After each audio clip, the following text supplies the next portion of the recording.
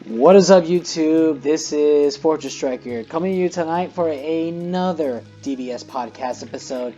Today, it's just going to be a big trio here. We got your boy, the MDC Blue himself, Yeovani. What's up, Kevin? It's all good in the hood. And of course, returning back once again is the kid Gotenks himself, Alex Dernfield. Hey, how are you guys? It's great to see you again, Alex, man. How you been? I've been chilling, playtesting a lot. Alright, that's pretty good. Alright, so today, gentlemen, we got a lot to talk about. So, what's on the list today, Yeovani? Oh, today we got tournament pack promos in all the colors. This is kind of like a first. Then, we're going to talk about what decks we're playtesting, what decks we like, what do we think could be really, really good. And then for our special ending topic today, we're going to talk about, do we really want two formats? Like a format where we play just what the sets bring out, and then have another format, kind of like Magic, like we have a standard and a modern. It should be a fun topic. Alright, it will be. So let's all go ahead and get straight to the cards, gentlemen. Alright, so today's card sets, we're going to go by each color. Now, in these colors, we all know that out of the 5, only 2 certain colors only got to have 3 reveals, and the other 3 only got 4. So now the first one is going to be one of those colors that got 3, and that's the color red. The first card we're going to be talking about is Pilaf Innovative Emperor. And this card effect is auto effect. When this card is placed in a drop area from a battle area by a skill, choose up to 2 of your opponent's battle cards and they get negative 10,000 power for the turn.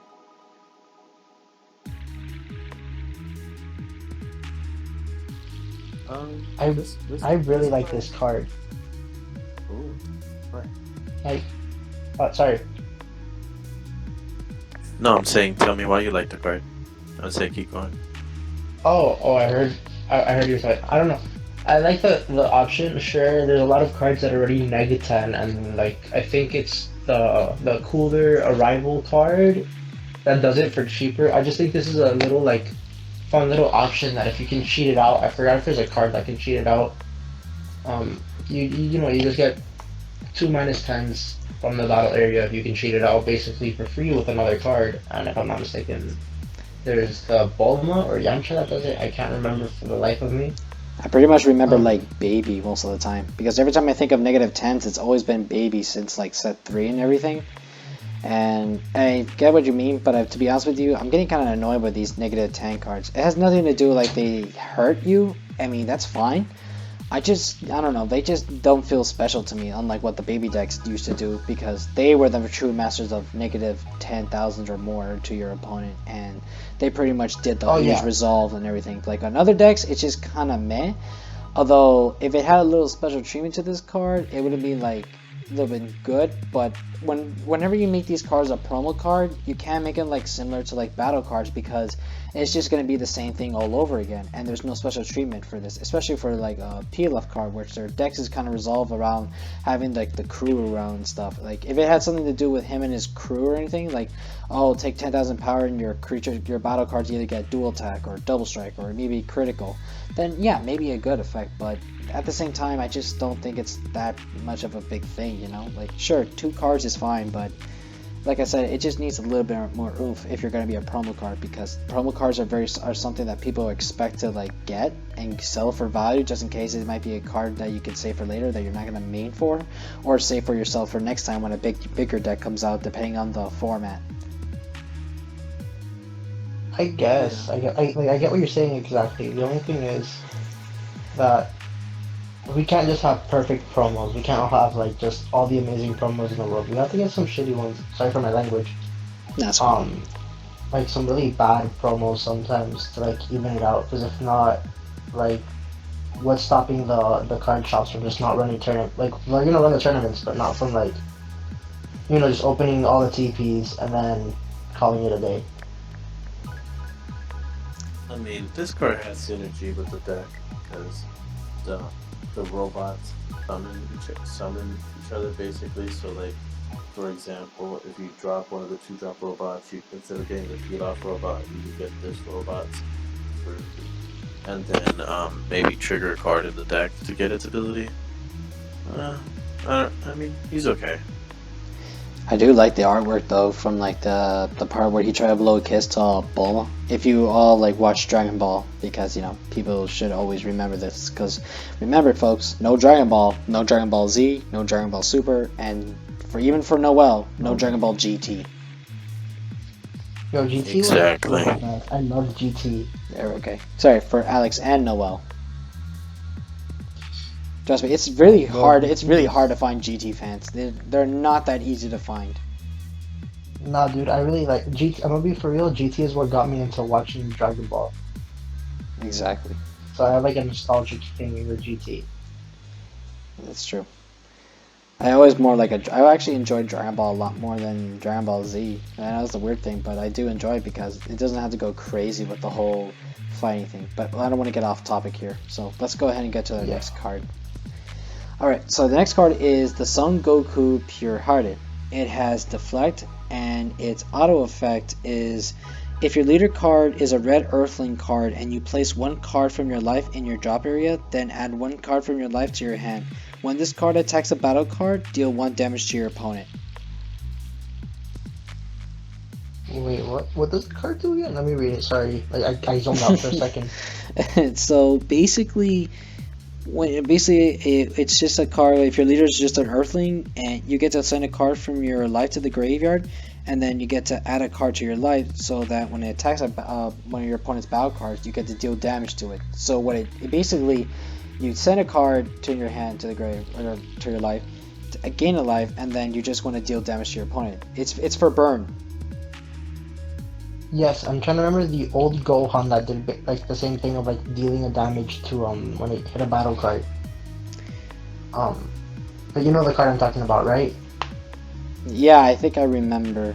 I know Geo though has like, more experience because he's a burn player. The Queen Kaigi on, and yeah. I mean, this card is really good in Pan and Yamcha. I mean, Yamcha can summon it and burn you.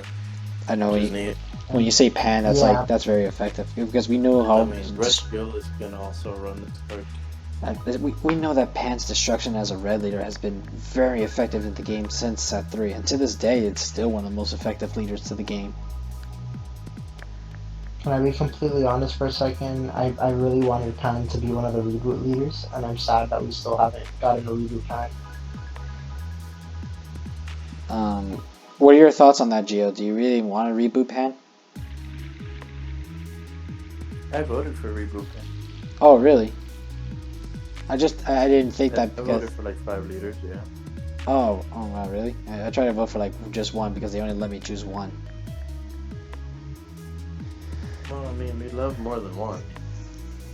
No, that's true. No, that's true. They just gave me the restriction. That was all. Otherwise, I would have voted for like more cards that should have been like from underwhelming leaders to that. But yeah, and of course, I do like this card. I do like that it helps for burn, and I do like how effective it does. That it just hurts your opponent's battle card to get destroyed, and then just your opponent has to take a life. So that's literally like trample. It's really good. It's like kind of like its own trample card. I think we had a couple of those. I'm trying to remember as much. Like you said, it was the Gohan, but like as much further as we can go for it, I do like it. I was trying to get somewhere to think. No, but yeah, I guess that's all I can go say for it because I kind of lost my train of thought for some reason.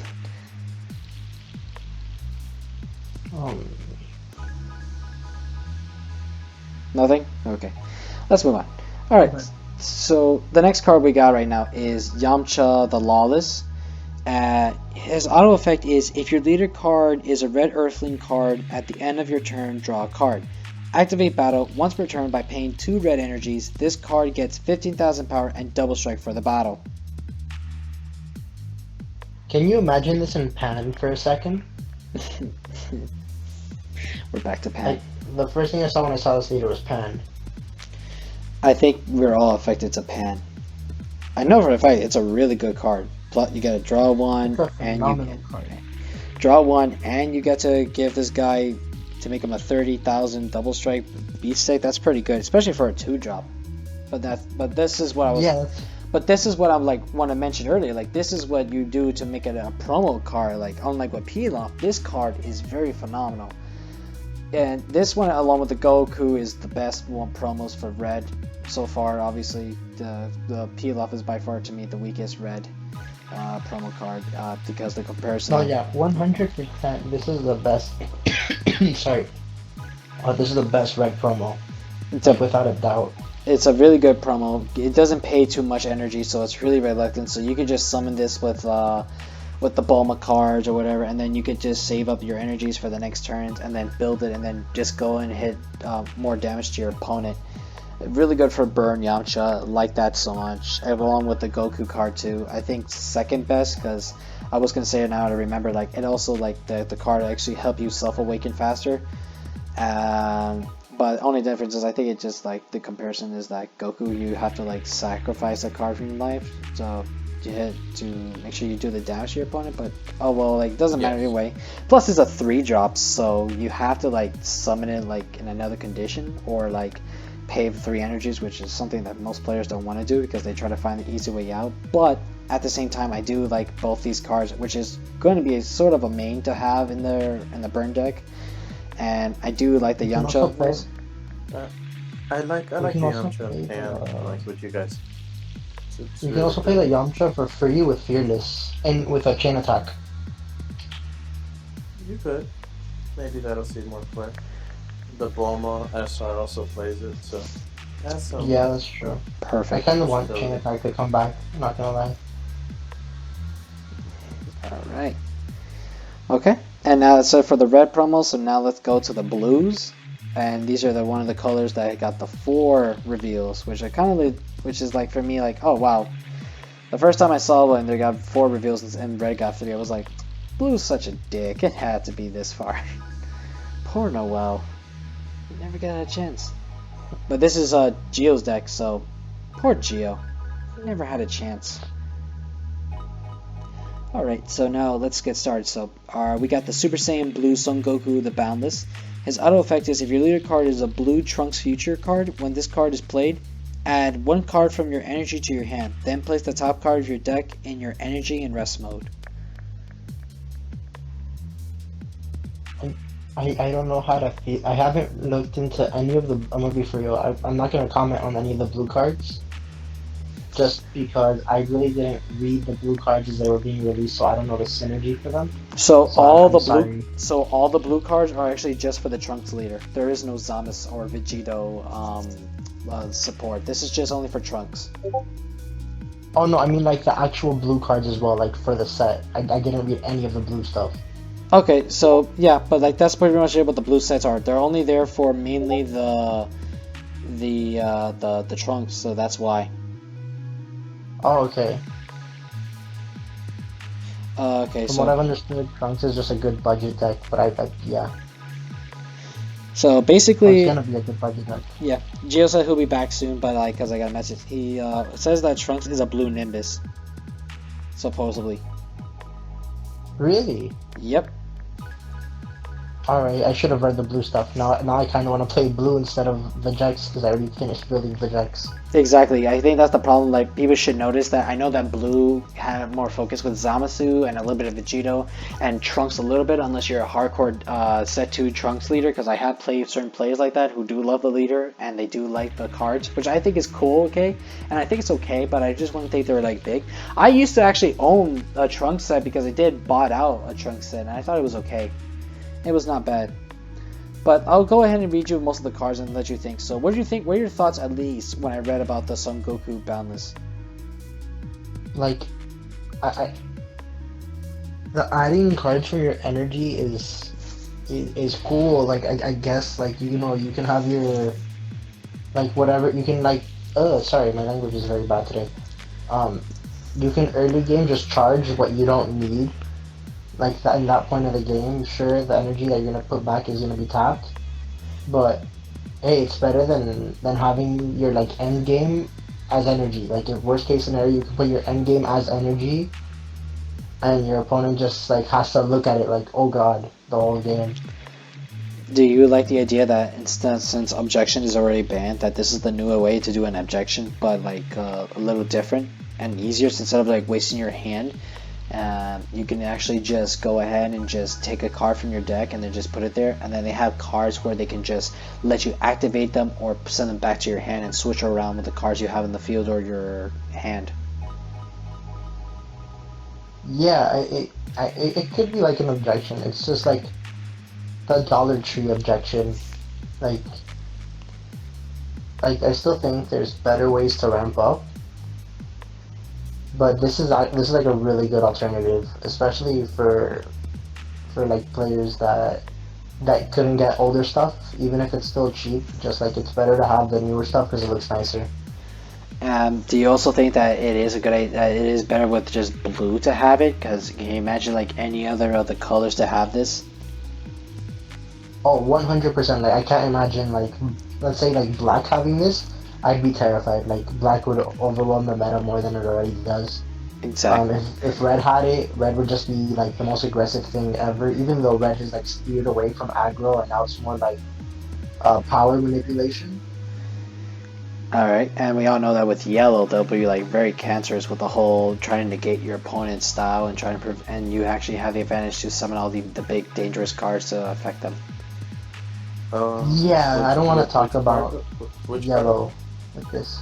I'm sorry, We're Gio? on the Goku promo. We're still talking about. We were just talking about like because we were giving good points about how that the idea that where you go ahead and just send the top card of your deck to your energy is like the new idea of objection, like a lot easier and stuff. And like I was just telling him like, yeah, the Goku's a really good ramp card in the Trunks deck. He's also another reason. Yeah, but like the 7 got banned. You kind of noticed the one drop. Wait, what? Which card got banned? Gogeta 7 got banned.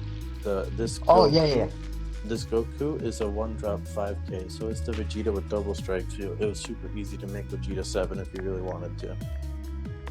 Yeah. This ramps you. It does a lot. Like it's a really good card. The Trunks is also really good. Right. Like the Vegeta could be good in well. I'll let you guys finish. We haven't gone to the Trunks yet, we were just talking about it, but okay. So the next card is Super Saiyan 2 Trunks Heroic Prospect. It has, you're going to see a lot of this, by the way, Alex, if you have noticed that most of the colors other than red had like a counter attack. So I think only just... Yeah, I noticed that. Yeah. So counter attack, negate the attack, then play this card. And it has the same permanent, whichever one it has. During your opponent's turn, if you have a certain, like they're mostly going to have a certain type of color, unison, which this one says blue unison card in play, reduce the energy cost of this card in your hand by 2. Auto effect, when this card is played, your opponent can attack with battle cards with an energy cost greater than their current energy for the turn, unless they choose 2 cards in their hand and place them to the bottom of their deck in any order. So blue got on Flying Nimbus, or a Topo really. Blue got a budget Topo. Yeah, and but the thing is like greater than energy. Yeah, it goes like by if your energy cost is greater than their. Yeah, it's a good arrival and a good successor. Like, wait, it's a good thing like to out those. I'm gonna be honest. Put this in comparison with. Sorry, go ahead. It's not as good as Topo. Like, it's okay. Like, it tries to. It's a 1-mana Topo that's not as good because, like, in a lot of situations, like for example, Vegeta, he's gonna swing and hit you with cards that are that he has the energy for. So it's really not gonna make this card as good. So, yeah, that's what I'm saying. It's mostly better for against a successor and early game arrival. I was also going to say, like, compare this from like last week when we were doing the discussion, Gio, about the Trunks card that from the championship set. Like, this card is way better than that card because we were discussing how because we discussed about how like the game is basically with compulsory with the blue sets like they did back in set 4. Like a little bit like where they did, but it was not a good idea because the only thing that was only good was the flute, and it only worked for yourself when you return your own cards, so that way you can draw extra cards and then just do all the crazy power. But this one, when you give it to your opponent, you're helping them build combo cards no matter what, or any resources that they need to go and have to beat your opponent in the next game. Because they may want to reactivate their effects again, and it's not good. But this card, it does the opposite, where you instead of sending it to the hand, you're sending it to the bottom of the deck, which I like. It's way better, and I would prefer this card over than the other one. Yeah, like I mean, as an opponent as well, I think I'd rather have my cards go to the bottom of my deck. Because let's be honest, it just helps to have cards still in your deck, I especially mean, against like let's say a mill strategy. Doesn't exist anymore, sadly.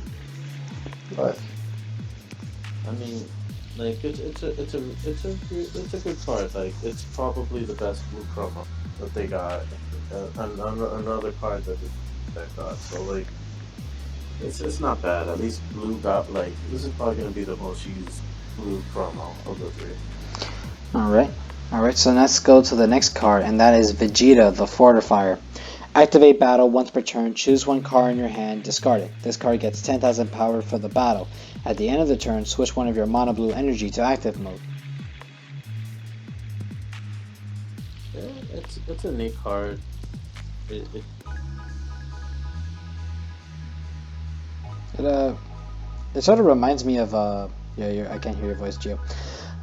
It reminds me a lot of Pan, because I remember when Pan does like that attack, and after it finishes, it's return to the hand. Yeah, return to the hand by the end of the turn. But this one, when it attacks, you have to oh discard yeah, first. Except this one, you don't take a card from your life. You take a card from your hand, discard, and then afterwards, you go ahead and just activate one of your energies, which I like, because it's that way you have a way to build up your negates and all your counterplays and everything. mm-hmm. So what are your thoughts on this card?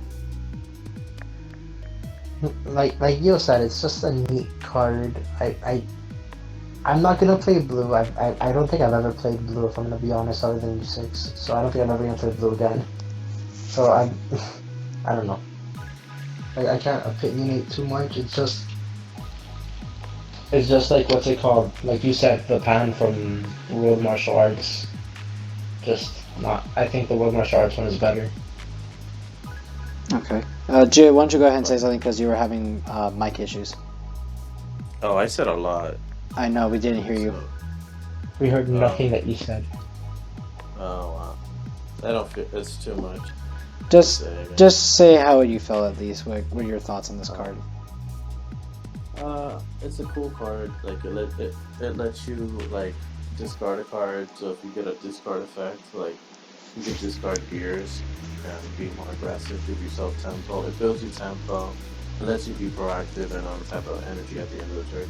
Just don't know how good it'll be, but like. Yeah, that's pretty good. That's pretty much what we glad to hear. That's a very good point. And I like how everyone breaks out Beerus, because we do see this card going to be a huge main in this set as well, especially in the upcoming color that we're going to see after this color. So let's go to the final blue color, and this one is Super Saiyan Blue Vegito Soaring Blow. His effect is Union Potora, Blues, and Son Goku and Vegeta. Permanent, you can choose battle cards in your energy when choosing cards to use with this card's Union skill from your hand.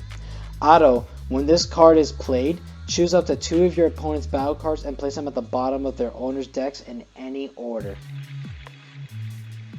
I actually really like this card. Just because, what's it called? First off, Oh, you of can course use you cards in do. your energy. You played U6. It's brilliant pairing Kefla with that Yes, bottom it two is. card. That's Yes, it's literally Kefla, but you can use your energy, which I love. Like there were so many times in Kefla where I was like, oh damn, I wish I had this card in hand or whatever. And this is just like, no, screw it. It's in your energy. I can use it too. I can use whatever's on field. And I get to get rid of 2 cards. Bro, it's super plus. And if I ever play U6 again, I might just add 2 Gokus and 2 Vegetas just for this.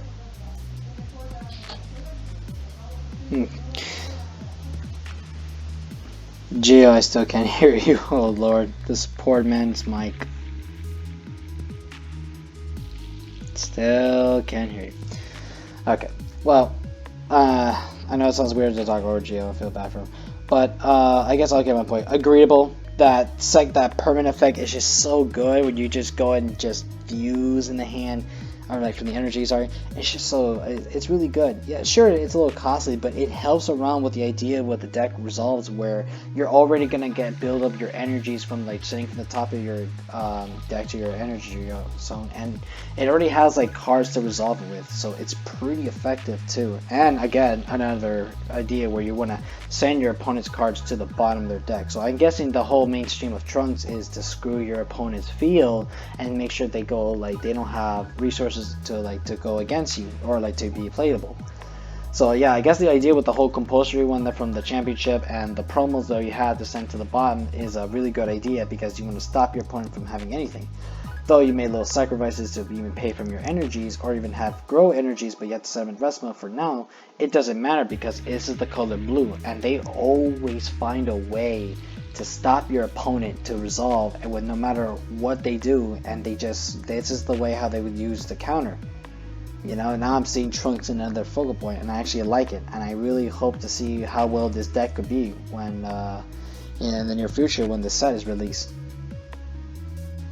Okay, so yeah, alright, and so what are your thoughts on this Vegeta card, Gio?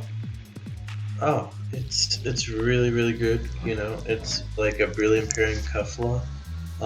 But it not only can you summon it, like you can make a 1-drop Goku, a 1-drop Vegeta, union them, and then swing again, have like 3 swings with the card. But when you play this Vegito, you choose to 2 cards of the opponents without barrier and place them on the bottom of the deck. This is a this is probably like the second best promo. Like the Trunks and the Vegeta are like the best promos. Like this is a really good promo, and anybody could play this in the Vegito deck.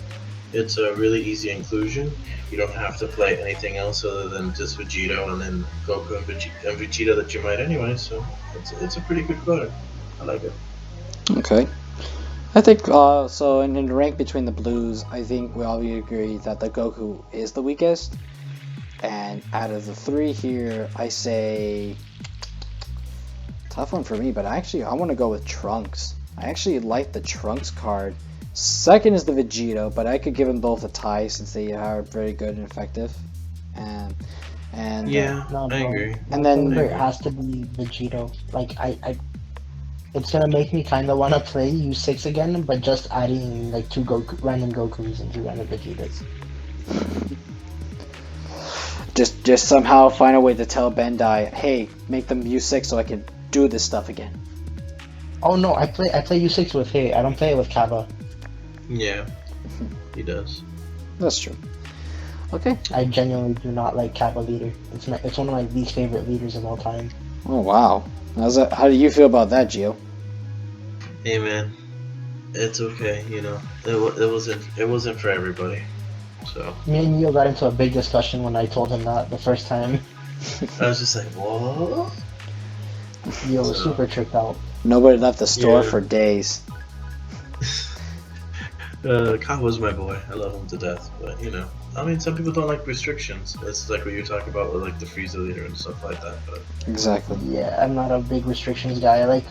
I can play whatever in here, and I did a lot of, like, Mickey Mousery with my U6 deck. Yeah. But speaking of Frieza, that's a nice segue. It is a nice segue. Let's do it. Let's get to the real colors, gentlemen. Though we all know I am a yellow guy, I am a Frieza guy most of the time. So let's all go to our boys, the Frieza armies. And our first one is Ginyu, Captain of the Elite. Our second counterattack is the same effect as similar to Trunks, only just for green. So let's get to that effect. Our auto effect is when this card is played, add up to 1 green Frieza army card with 9,000 power or less from your drop area to your hand. And if you did, choose 1 card in your hand and discard it. Now, I'll be the first to say this is actually a really good card. I do like how when I read this that someone did discuss about the beers in a comment section, and I did like the idea. Yeah. And especially it does resolve with other cards that does go through when they get discarded too. And you also get to add any of your Frieza Army cards from the drop area, which is a lot better, which I think that's what Frieza Army also needs to do. Start getting cards back from their drop area. So this also gives you a good idea to actually maybe work with, like, if you want to tech in the Dr. Gero super combo card, and send a certain card from your deck to the graveyard, just in case you don't want to go look up the top 5 cards of your deck or anything, or do one of those other card searches besides Frieza Army, and you just want to send to the drop area so you can just start adding them to your hand, for resources, just in case you need to use it. So I really like this. This is a really good Ginyu card. Although 9,000 power may be a little less for some people, and it's not 10. But, I could let that slide because it's actually not a bad card. I actually give this a good plus. I'm gonna be honest, as someone who's considering playing Ginyu this set, I love it. It's a good card. If I'm not mistaken, most of the Ginyu cards for this set are 9k anyways, right? No, 15. Oh, they're 15. Shit, never mind. Then I can't remember. What's gonna play. Then never mind. Then the person said nothing. I mean, it's a Ginyu card without unique. It's a counterplay. It could be a 1-drop, and then you could add, like, this card is just so much rally, and then you could choose a card in your hand, discard it. So it just gives you a lot of avenues to go, and you can include Beerus. Hey man, I'm just gonna keep pumping Beerus into everything. You can discard it to make this. Let's just wait. Beerus one day is gonna be a $5 rare. Hey, it'll be fine. It's gonna hit the ban list, people. No, chill. He's not broken enough to hit ban list. Like, I think it's gonna be a but I've seen this in every deck. People are taking this limit. It's not a black U3 aggro card. Anyway, but well, I remember a certain someone fought me online, and he used a green Beerus in a black deck. Yeah. Well, he's just so valued, but. This is when Turles was unbanned at the time. Yeah, it happens. But at least they made another Ginyu without unique, and it could be nice. That's true. Yeah. Okay. Less restrictive, so I like that. But the next card, this Zarbon. I'm gonna hype this up right now. This Zarbon here, the boy Zarbon. He's a blocker. Active main. Choose 1 green. Well, you gotta choose. Play a green energy. Come on, Gio. Yeah. Hey, man. Hey. But you choose 1 green card in your hand and discard it. Hey. Beerus is coming on down. Play this card from your drop. So, you can play 2 summons. But anyway, if your opponent has 5 or more cards in their hand, when this card is removed from a battle area by a skill or KO, your opponent chooses 1 card in their hand and discard it. So what I love about this card, it's great in the Frieza starter leader, because if you remove him from the field, they discard 2 cards off of this. So it's pretty nice in the fact that if you somehow combo with him, well, you're gonna have to combo in that deck, and you can pay 1 mana to summon him back and discard something that you may want in the drop, like a Ribrian Ape, or summon back a Beerus. Like, this card is just really, really good, and on top of it all, he's a blocker. So I like this card a lot. Agreed. This is a really good card. And you know what's the best part about this card, Alex? This card doesn't have once per turn for the auto effect, so you can do this effect as many times as you want. Yep. So, and am I gonna lie? It's really good. Like what you said, it brings out Beerus, and any card, in my opinion, that can bring out Beerus in a very easy way is a good card. So this is if you can easily bring Beerus out, you're cheap. Like how what's his name was, how Turles was. This card's pretty cheap too. So. And the fact is a blocker. So either way, even if it dies from anything, it's the best. So. No argument here, folks. We agree. We're seeing a huge thing here in the Frieza army. It's really great. I thank God they're doing something good with it. No restrictions. That's all we need. That's all we ask. No restrictions. Fairness. I'm okay. Well, the next card has Deflect. Oof. The best keyword you could have right now. This is the Swift Massacre Frieza, which is Frieza in his 3rd form. Deflect, auto effect. When this card is played from your hand, choose up to one of your opponent's battle cards, ignoring barrier, and KO it. Permanent, if you have 5 or more green battle cards in your drop area, reduce the energy cost of this card in your hand by 1. If you play it with the Xeno Frieza line and the Dragon Ball and all that stuff, You could summon him basically on top of the 2-drop if you really wanted to. Or if you have the Dragon Ball in your hand and you put it under another Xeno 4-drop Frieza, you could summon him on top. Like, it's got a lot of versatility if you use it that way. If not, it's like a 3-drop, and it's not the worst thing in the world. It KOs something, ignoring barrier, which is something green actually needed. For like a cheap cost, like it could be done for 3 and has deflect. So yeah, it's a good card. Good card. Agreeable, and also I do like that you can either summon this card with that Dragon Ball like you said, or you could just summon for 3 drops depending. I do like, at least for once, they do acknowledge the ignore barrier theme, because we do know barrier does get annoying sometimes when you don't get rid of like a nasty card that could be just getting irritating for you.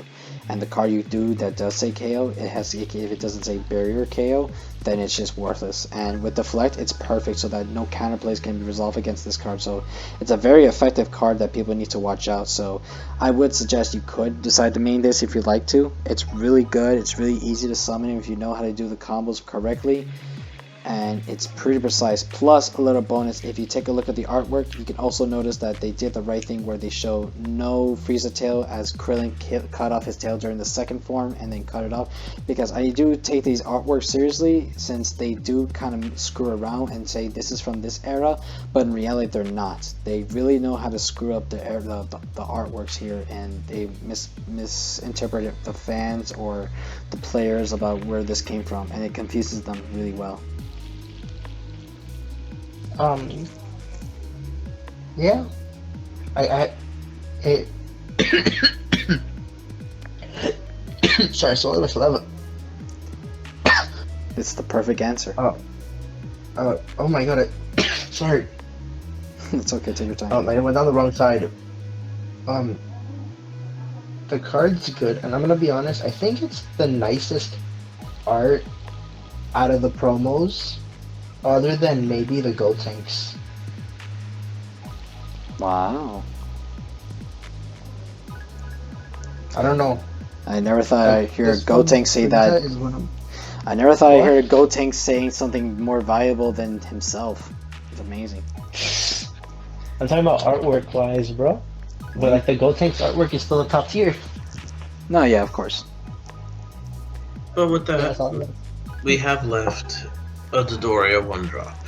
A really good Dodoria. And so, Dodoria the Boastful, activate main once per turn. This card gets 11,000 power for the turn. Auto effect, if your leader card is a green Frieza card, when this card is KO'd, add up to 1 green using card with a specified cost 2 from your drop area to your hand. Yeah, I love this card. I love this card. Right, like you can either do what's it called? This card. Oh, it's when it's KO'd. I thought it was when it KO something. But still, though, even if they KO it with something, you get plus. But if not, you just have a free 15k beater every turn if they don't out it. And nothing's stopping you from having 4 of these on field and having 4 1-drop 15k beaters that can just search unisons for you. This card's okay. It works with the green Frieza leader. It does what it needs to do, but like I like the other cards better. That's agreeable. It does have that cost where it only just searches for a unison, so it is kind of like the opposite of what the Captain Ginyu card does. It's good to get a unison card, no doubt, but whenever I playtest unison for me, for some reason, I sometimes feel like unison gets a little too much. Like we were like talking about playing maining 6, and some decks I'm playing 4 because I don't want to like put too much, but I'm thinking about like restricting not too much unison, because I don't want to get too unison hyped. I want to be like a little strict to myself to play a certain amount depending on the deck. But you know, like even if I lose the unison card and if I have the one in my hand, I think this card is just kind of whatever, just to get back. And playing a unison card kind of costs too much, because you're playing like a certain specific cost on the energy, or if you want to add more. But then it's like, what am I going to do with the other energies? What about these other combos I could use instead of just focusing on one card? I'd rather just, you know, like, I'm glad it becomes a 15,000, but it's just not really much to do. If it had maybe just for one restrict, I say perhaps dual attack, I guess it'll be okay. I know it's a little too much for me, for a player like I do, because I do like to add a little something to make it a little special, because sometimes I just need a little oomph. But I guess out of all the four, I guess this one is not the strongest. Although it's not a bad card, like I said, it's just not the strongest out of the four, since we already have a good searcher, and we already got like a KO beast, as well as, you know, a good card that you can resolve against your opponent from, as well as a blocker. So we think, and to me, Dodoria is the weakest out of the promo, and the best will be by far the Zarbon, and second would be the Get the Ginyu card. Zarbon's the best card by far. Yeah, I'll agree with that. Okay, and now that we got it, now it's Alex's colors now. Yee! All right. So before I start this list, I'm sorry, Alex, but to be honest with you, when I read all these cards, I was I was super underwhelmed. I'm not even gonna lie to you. I was so underwhelmed. That's why this is gonna be the first set where I don't play yellow. I was gonna say, actually, I was a little disappointed.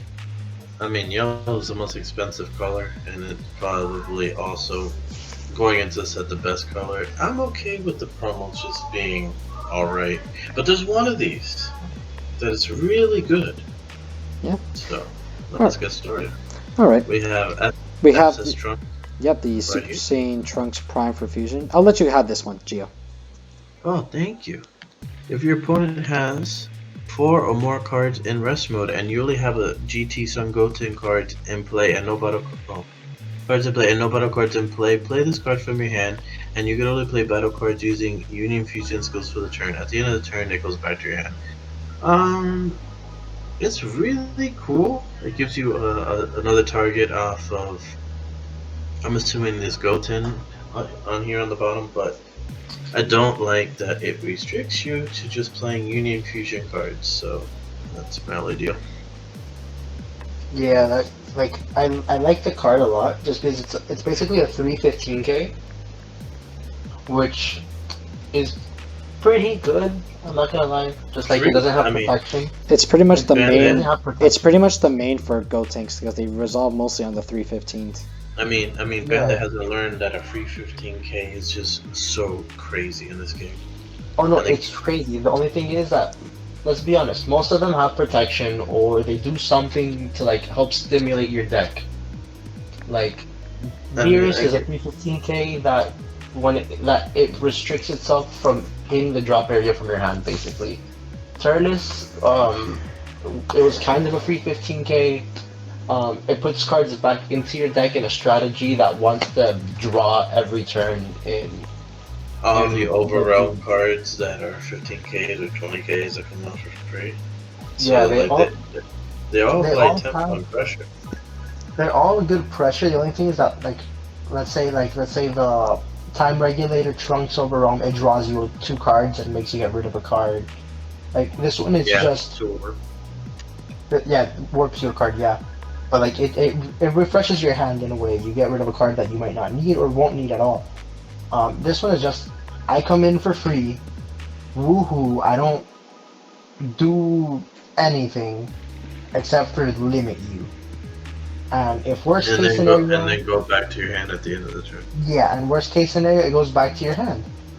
But it's an underwhelming free 15k. It's a free 15k. I'm not gonna like say free 15k sucks, but it's just probably one of the worst free 15ks in the game.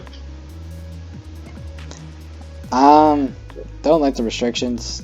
Pretty much like the return to the hand's okay.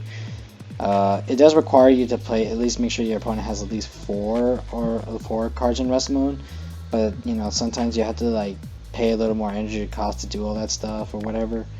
Not really a fan of this card.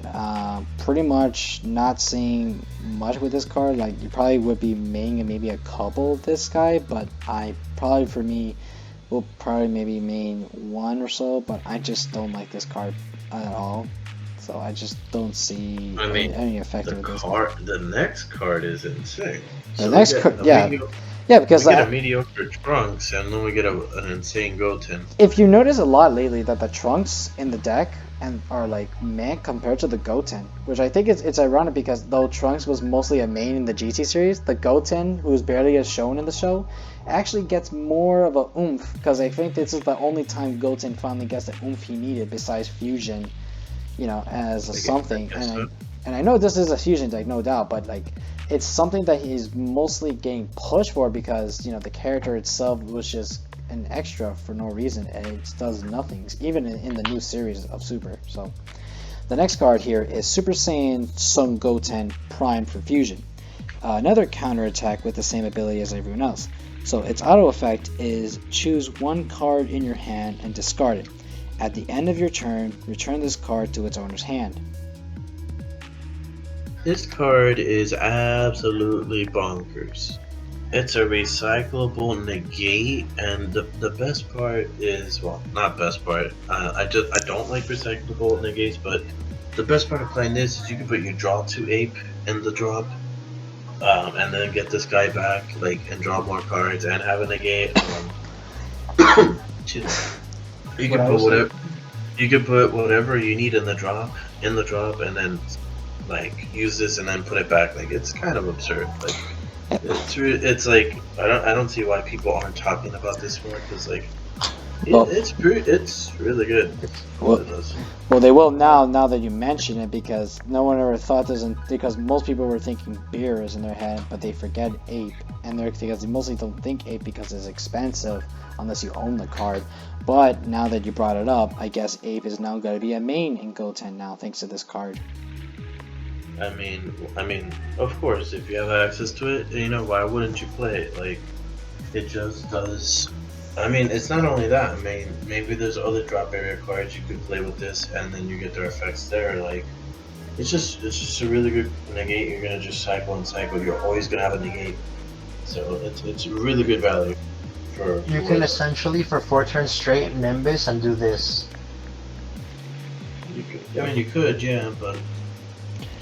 It's like in a perfect world if you want to stall the game out. You could. I mean, the Shadow Dragon deck could possibly use this negate. I don't want to talk about the Shadow Dragons. I mean, alright. Deck is good though. Alright. I don't want to talk about it. I'm so disappointed. Well, we'll get to that soon. Oh, speaking of, we do got a Shenron here. So. Well, that's not gonna happen. We're not there yet. Let's go talk about the fusion, and that's the Super Saiyan Gotenks Masters Fusion. Union Fusion, which you pay 2 yellow energies and 2 non-color energies, with yellow Son Goten GT and Trunks GT. Permanent, other battle cards with an energy cost of 5 or more can't attack. It's not a bad card. It's really good. I like it because we do see. You wanna hear my take on this? Well, I want to get off mine and I'll give it to you. I see this card really valuable, pretty well in this deck. Pretty good because I do see a lot of decks out there that does go up to the 5 or a little higher depending on how they summon, or since we do see a lot of Union Fusions and over evolves and everything. Pretty good card just to stop your opponent from trying to do anything at all, and you stall them with this card for a while until you go ahead and find the solution to get rid of them and just hurt your opponent more with it, especially since, and the best part also, this being a 25,000 power card, so they have to spend a lot more to hurt this card. Although the only downside about it is it only has a permanent and a Union Fusion as effect, but it does not have a barrier. Because if it did have a barrier, I would say that this card would be that card pretty much would have been pretty broken to stop. And it's like seeing that King Vegeta yellow card, and I remember though it was too high on the energy, the same amount as this. The difference is that this card you could just summon it by just paying a certain cost for the fusion. And it will have similarities to their effects and just stop your opponent from having any card to do anything so far for a while. My only problem, it doesn't. So I'm gonna say my. Okay, so I'll let you go. First off, I had. Do you guys remember the card Ox King? Yes. Yes. Was that card for before I say something stupid? Was that card for all yellow cards or for like 2 drops or less? I will check that right now as you keep talking. I think it. So if what because I'm remembering the card very vaguely because I used to play it in the original Jiren, but I can't remember. But anyways, can you imagine someone playing this against Hachiak? No. Like, you basically say fuck you Hachiak, in a way. Like you basically give Hachiak its own effect to itself, even with the big boy Hachiak. But like if the Ox King is what I think it was, that I can't remember, that it gives like all yellow cards barrier, you can play this, give it barrier with Ox King, and then say screw Hachiak, because I feel like Hachiak is gonna be a big deck this meta just because of things like Vegex, and stuff like that. Remember that other dude? I forgot what was his name. The one that was like one of Frieza's army dude, and he was like a servant, and he was doing well until they kept to Ginyu switch with him. I forgot his name. There was like Yes, I remember exactly who you're talking about. yeah, it's that card that someone showed in a video where they did this thing where like it was just a meme post when they were doing the time when SS3 was a huge thing. And I remember someone showed a post where they had like 2 Ox Kings and 2 of that guy, because he had that effect where like your opponent cannot attack when this card's in rest mode, and with the whole like lock barrier, your opponent couldn't do anything, like you couldn't even be touched, and it was so hilarious. Like it was an ultimate lockdown.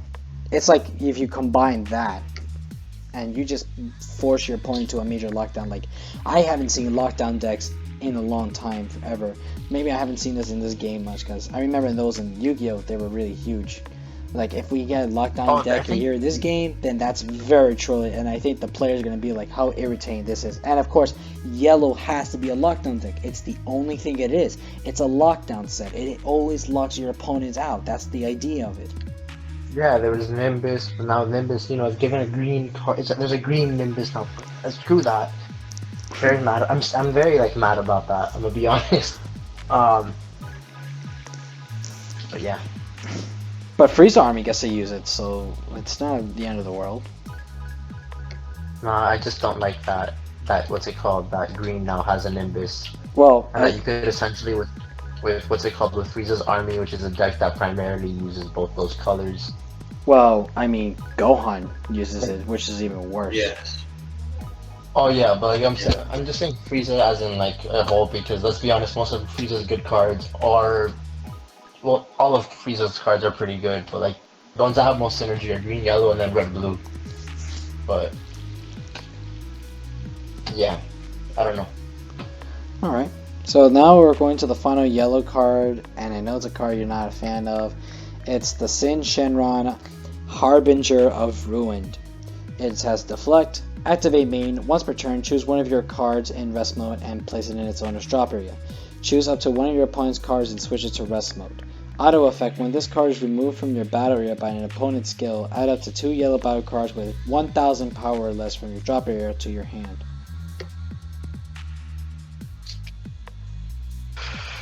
I need a breath before I talk about this card. Why did they give us another Sin Shenron? Why? They could have made the yellow TPs. We needed more. Yes, we needed more. I wanted my boy Nova, my boy Ice, Ocean. I think we only got Sin, Omega, and I'm forgetting his name, but he was the one that like was the green ball. He looked like Mike Wazowski with 2 eyes. We could have gotten the mole. I forget the mole's name. The earthquake one. We could have gotten anything else. Hell, I would have been. I wanted to play Omega Shenron, but no. We got a red Unison. That's not for the deck. We get this, which I don't like at all. I was hyped when I saw Omega Shenron was getting something, but I've been disappointed by everything. The deck still looks decent. Don't get me wrong. Just the TPs. We could have gotten the other Shadow Dragons. We could have gotten Ice and Nova in one card, and I would have been extremely happy, even if it was an extra card that was like 12 energy, just to get them together in something. But no. This is gonna be a deck that's gonna get support through like the next 3 sets, and I'm not gonna be happy at the end. Because it's slowly building, right? Yes, it's gonna be slowly built. We're gonna get it within the next 3 to 4 sets, and I mean, I think it's it's a super slow deck too. yeah. But I like slow decks. I hate playing fast decks, but it's what you have to play nowadays, unless you play Hachiak or Frieza Prison. And I'm not Frieza gonna go to Frieza those lengths to be degenerate. I mean, Frieza Prison not good though. So, I mean, yeah, but you get what I'm trying to say. Those are like the 2 big stall. Let's take a while. Let's just let's have it. Let's have a chat about your day decks. Oh yeah. Turbo. Thank you for reminding me of that Freezing Prison. I forgot that is a lockdown deck. Remember George building that from, and it was just ridiculous. That's I mean, this is another card that helps out the deck. I forget how, but you know, I mean, it's another name. They needed more. They barely got any Shadow Dragons, so. How's the Flood too? I mean, I don't care for deflect. When Hey, the the deck was Flood basically good you can cheat. name. Yeah, but like you could bring that whole deck was cheatable out like anyway. So it was like, oh, you killed one, screw it, I'm gonna play one again. Pretty much. Ooh, the I- black promos. Well, My excitement. wait, I don't get a My chalk here, excitement. Gio? You do. I'm Well, just excited for the I- next. Of course you're I'm super excited for I the know Black you guys are Cards. excited. Calm your damn pants. Let me finish about this shitty card and then we'll move on. No, I don't want to talk about that card anymore we before I'm still- gonna get an aneurysm. We support Bandai. We love their game. It's not a crappy card. It's a card that boosts attack. It's to be honest with you, by far the worst card I've read, and I be honest with you, yeah, okay, so I had to think this through, and again I had to read comments so I can understand. So it does basically, the idea is that you're just getting your Dragon Balls back. That's all it does. But I think and I get that it's slow to build, and I think and by the time it's finally built, I'm like, you could give hope maybe it's the reason it's slowly building because it's that way they don't want to make the deck maybe powerful enough to actually be something good. But you know, I digress. But I won't know until we receive the rest of the cards. And in the meanwhile, obviously it's just very bad, and no one's gonna really play this deck until all the cards are released. And even if we do get a Shenron card secret rare, like an Omega Shenron maybe, I mean, we have to make sure it's a card that's resourceful to the deck and is very good. And if we are going to see the color red for this deck, let's just hope so. And probably maybe we might see some multicolored cards, because I know they don't want to do that anymore, but the way they're building it, it's going to be red and yellow. It has to involve a little multicolored, because otherwise, what are you really trying to do with the deck? You're just, I don't know, you're just going to board every player, including Alex here, who's very disappointing about it. And it's good to see Sin Shenron, no doubt, but at the same time, you're not doing much, and you also need to make the leader a little bit better. So I'm hoping like maybe the next leaders, maybe the next cards, maybe in the next sets after 10, maybe at set 11, we might get a second chance to see how well it goes. And hopefully we just see that the source of the, we hope to see the deck pretty much do well, maybe a little higher in the tier list, or maybe a little hype for some fans. But for now, it's just meh. I just feel like the deck should have been like I like that the deck is a slow deck, because let's be honest, that was the overwhelming plot of the whole GT series. Right? Like it makes sense when it comes to like the series GT, you know, like it literally started with the Shadow Dragon Balls. We started, I think it was with the Mole one, we ended with Omega. But, and I get that it's a Swarm deck as well, but it's I don't know.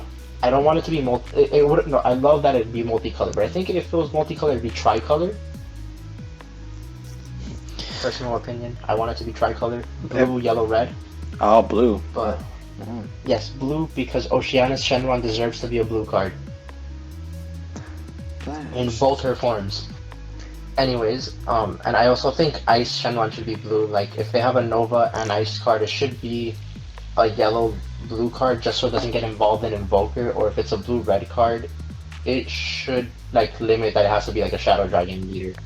How about for once we actually get multicolors that evolve the color black, instead of just having black by itself for once? No, I don't think that'd work. I'm gonna be completely honest. Just because for that, you might as well just have the whole deck one color. Well, Massacre would love that, but Well, I mean like, you know. but I'm not meaning like just the set. I'm talking about like the game. But then again, it might be worse because it'd be worse than set 3 when Black came out and Overrun was being destructive. This could be worse, but yeah, but I guess it's okay. But you never know until you try, and we had to be. But I guess Bandai is trying to be extra careful because they knew if that happens, it's just gonna get worse. So let's just finish up the cards. Just add a new color. Who knows? Okay, we're taking so long on this. Let's go to the Trunks. Yeah. So Super Saiyan Trunks Solitary Guardian. Overwhelm by 4. Auto effect when this card played using Overwhelm, draw 1 card, and this card gets 5,000 power for the turn. It's a big beat stick. It's okay. It's maybe another name for the Vegix line. That's about it. Yeah, that's all I could really give it. I don't give it anything excited for the big next stick card. that mods. The very next one is that. Alright, let's go to the next card. The next card is Toa, Dark Imperial Scientist. Overwhelm by 2, auto effect, choose 1 card in your hand and discard it. When this card is played using Overwhelm, draw 1 card. Then choose up to 1 of your black battle cards and it gets 5,000 power for the turn. We have the new Turtleless boys. Yeah. We gave us a thing that all black decks can discard beers again. So This is really just. it's It's not Overwhelm gonna beat 2. for this, but Yeah, you don't get the extra swing, but it's Overwhelm 2, which is insane. which is. And I don't you think there's draw- many Overwhelm 2 cards to begin No, with. this is the only one, and you draw a card and you give something 5k. And hear me out. We can play Pepperoni with this. You could, yeah. You could play I think Pepperoni's a 15k too, right? Yes, he's 15k. Now imagine that. You get. Oh my god, yeah. You can go Toa into Pepperoni to go on to Viara. Yes, you can do all of that. Alright. Really good. So, Yeah, it's a really good card, I agree. And this being the first Overwhelm 2 is pretty huge. I mean, the fact for it that to be she such a does good one? lot. exactly.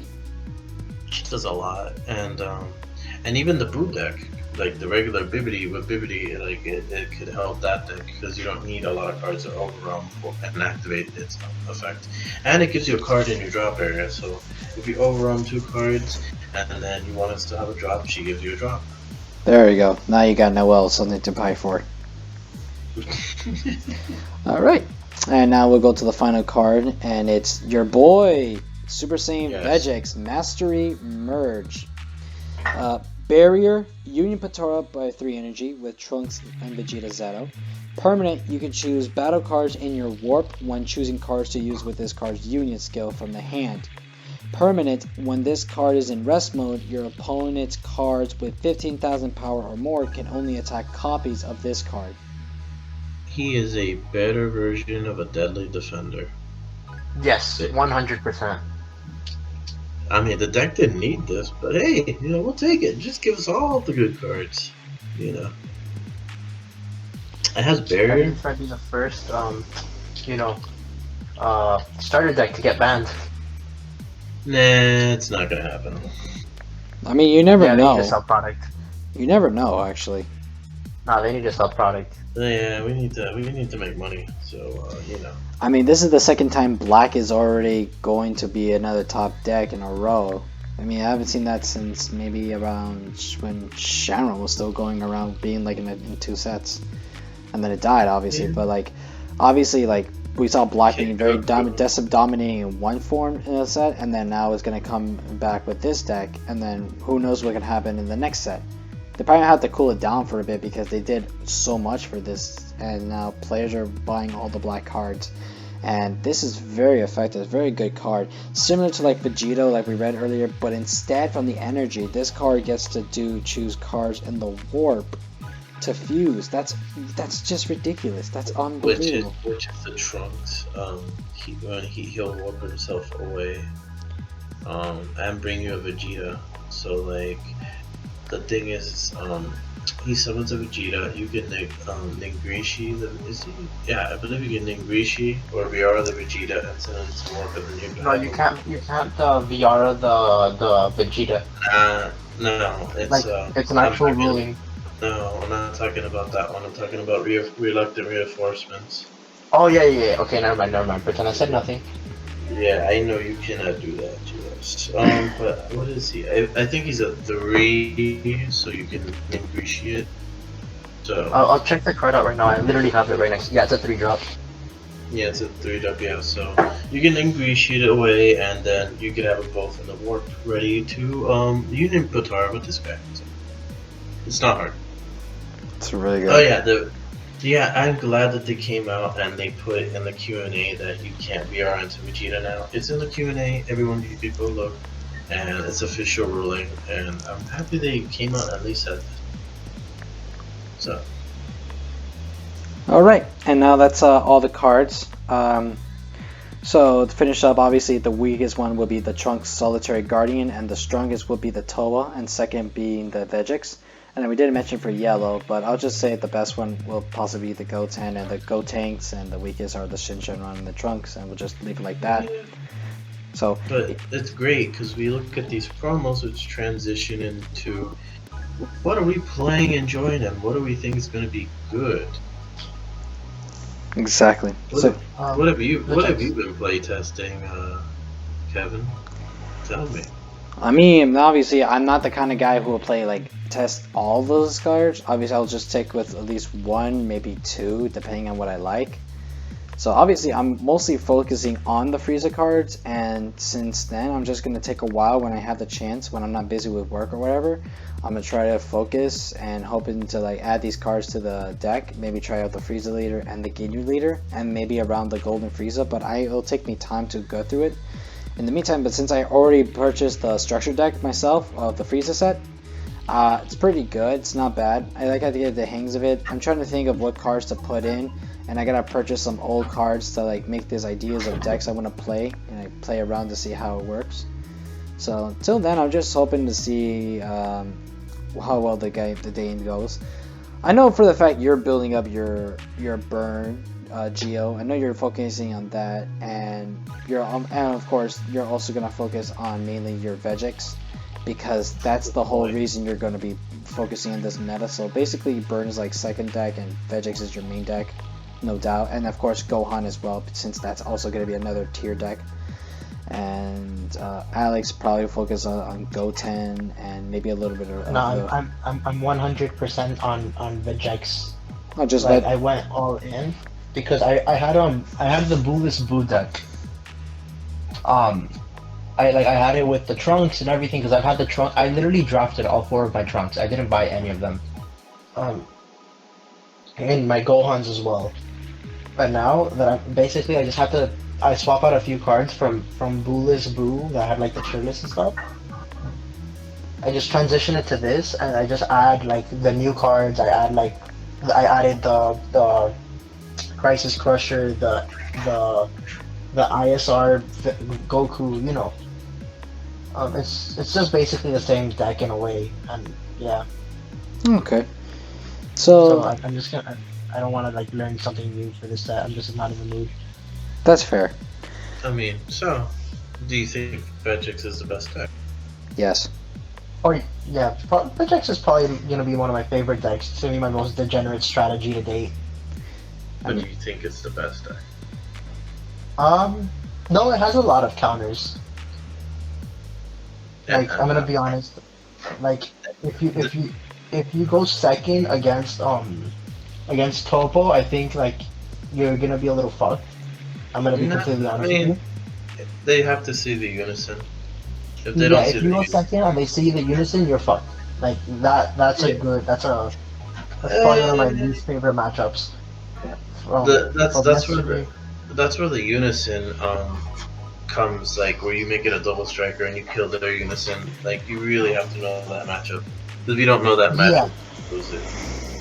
Yeah, if you know the matchup, you got it. But the thing is, first off, not seeing the unison, them spamming the board on your turn, is another thing. Yesterday we didn't have a locals, but there was just a lot of people playtesting there. I got caught really off guard when they hit me with this. They killed off their own unison by like minusing 3 it. They played a whole field. They had 2 energy left, and then they played the unison again. Okay. and so they had a full field. My only out to it was using the Dark Dragon Balls. Okay. Um, yeah, it just that caught me off guard. I'm like, wow, he killed off his own unison. Why? And then I'm like, this boy has another one in unison. Yeah. So I think Topo might be one of the worst matchups. I haven't play tested against Hatch, I mean, I but I don't feel think like Hatch. I don't think Topo's a bad man. You beat Topo. Oh, I don't beat the think- Topo in one of the games. Like Hatch is also it's probably the worst matchup, but I've already learned how to play against it. Like Hatch is not really a big deal because And you just generate yeah. so many attacks that over time you just outvalue them. Yeah, and but they- the other and thing they- that bothers me. Okay, sorry. And they can deck out and you can't. Yeah, that's the other thing. Like you can't deck out. So, but and another thing that is cancerous as hell is the mirror.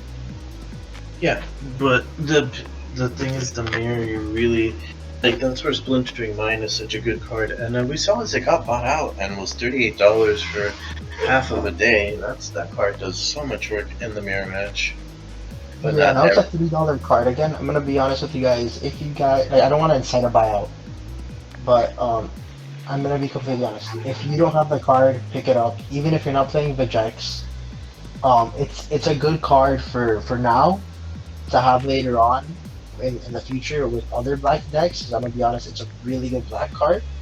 I mean, And it's, I started playing it in Boo with the Boo chain, and if they're at 1 life, you pay 4 to summon them and burn them if you have extra life and win the game. Yeah, it could be a It's neat a- little steal the game kind of a card. like it's a good little like end. Let's end it real quick. Like it's I forgot the Yu-Gi-Oh term. I think it's a It's a cowboy for game or something. I'm not a big Yu-Gi-Oh player, but Are you, you mean like the Gaga Cowboy where they do 800 points damage for a final game when they're like 800 or less? Yeah. yeah, that type shit. Like Splintering Mind is kind of like that in a way. Yeah. Okay. So if you really don't have the card, I genuinely get it now because it's a 3, 4. I think some people have been selling it for $5 card, and you everyone should have a set of this card. I think it was a box stopper, but still. It was the box stopper. All right.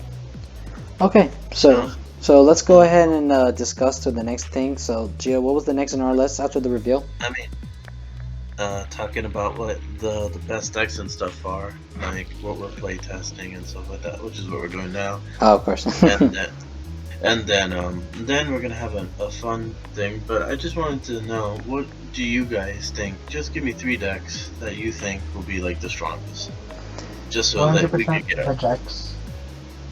Okay, so we already agreed Vegex is number 1, so we cut that off the list. So mostly it's just going to be 2 decks besides Vegex, since it makes sense. So which 2? 2 Vegex variants. And you're fired. He's under my fan club, the Vegix fan club, bro. He's #1 fan. No, bro, it's that I'm so underwhelmed by I wanted yellow. I wanted good yellow cards this set, and we got basura, in my opinion.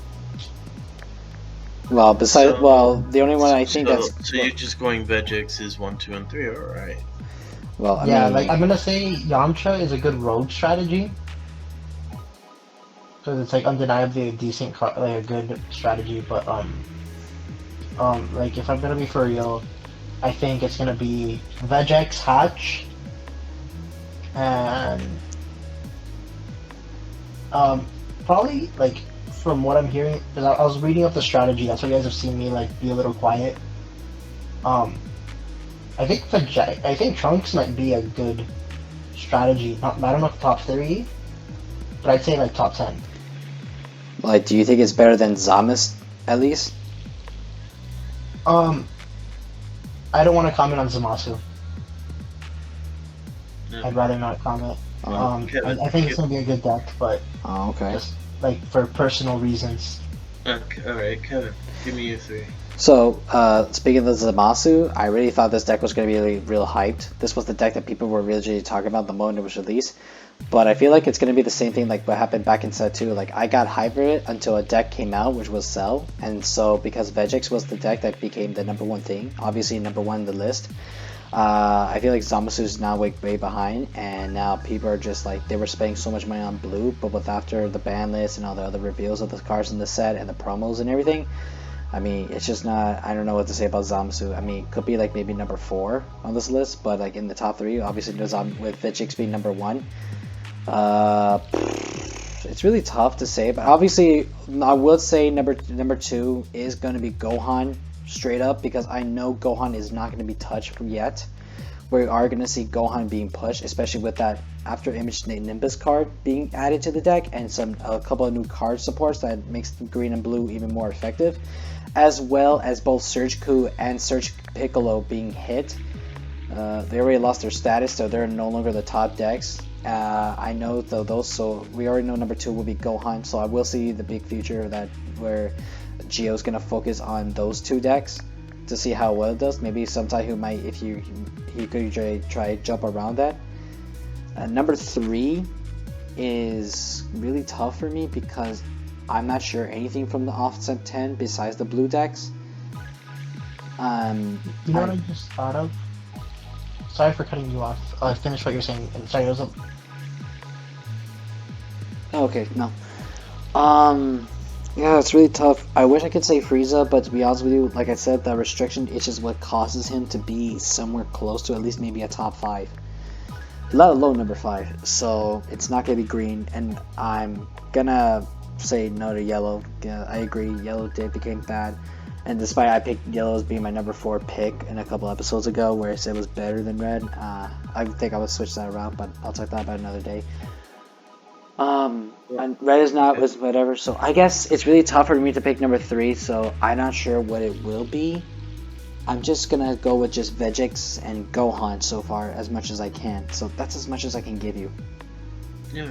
So I thought of my number 3. Sorry for like interrupting, but Broly Surge. I think Broly Surge is gonna be good this meta. Like really played. I never seen Broly Surge, to be honest with you. Has a chance. I don't know why. Like it's just like, you know, one of those like gut feelings. Like I have a gut feeling that Broly Surge might be top tier. It's a really good strategy, and it didn't get hit, and I think it not getting hit helped, like, because I think it was like being overshadowed by the other surges, and that's why it wasn't being played as much. But I think with it not being hit, it's gonna be top tier.